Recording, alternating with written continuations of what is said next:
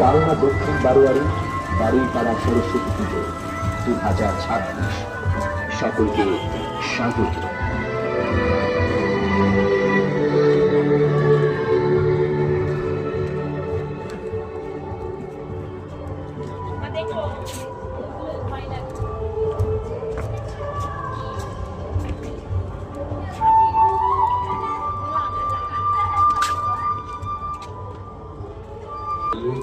আমরা আজ ফিরে তাকাই শৈশবের দিকে, যে শৈশব ছিল খোলা মাঠ, গাছের ছায়া, ধুলো মাখা দিকে, ক্রিকেট, ফুটবল, কাবাডি, আনন্দ আর বই হাতে স্কুলে যাওয়ার সরল পথ চলা।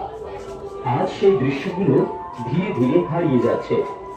মাঠের জায়গা শিশুদের খেলাধুলা আর জীবনের স্বাভাবিক অংশ নয়, সেগুলো দিন দিন স্মৃতিতে পরিণত হচ্ছে, যেন এক একটি স্ট্যাচু